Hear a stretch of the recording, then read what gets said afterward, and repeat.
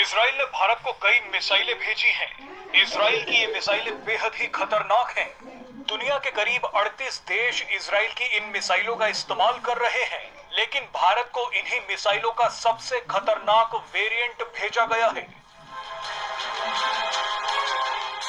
Israel ने भारत को जो मिसाइलें भेजी हैं, वो दुश्मनों के टैंकों को कांच की तरह चकनाचूर कर सकती हैं। अब इन्हीं मिसाइलों का पहला कंसाइनमेंट भारत पहुंच चुका है।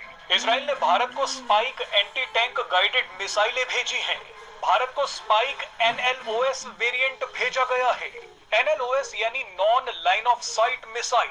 आम बोलचाल की भाषा में कहे तो फायर होने के बाद non line of site missile कई बार रास्ता बदल सकती है।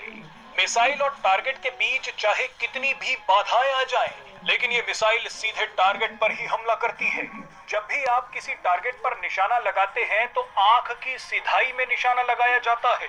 इसे लाइन ऑफ साइट कहा जाता है, लेकिन इजराइल की स्पाइक NLOS मिसाइल वहां भी पहुंच जाती है जहां आप सीधे निशाना नहीं लगा सकते। कई बार टारगेट तेजी से अपनी जगह बदल लेता है। ऐसे में ये मिसाइल पीछा करती है और टारगेट को उड़ा देती है।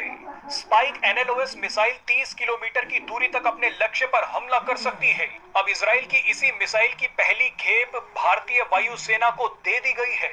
जानकारी के मुताबिक भारतीय वायुसेना इस मिसाइल को अपने Mi-17 और अपाचे हेलीकॉप्टर में लगाएगी।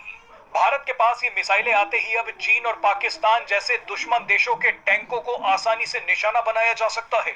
बताया जाता है कि दुनिया की कई बड़ी जंगों में जिन देशों के पास इजराइल की ये मिसाइलें थी, उन देशों को जंग में टैक्टिकल एडवांटेज मिला।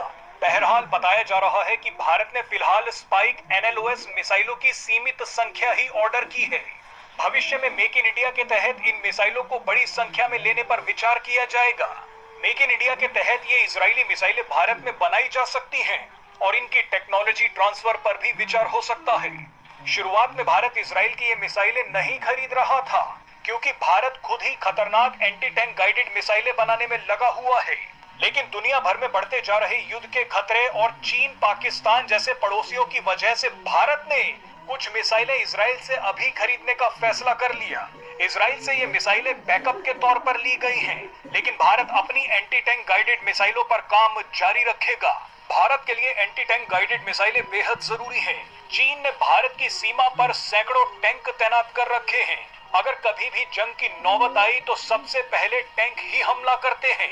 ऐसे में भारत के पास एंटी टैंक गाइडेड मिसाइल होनी ही चाहिए।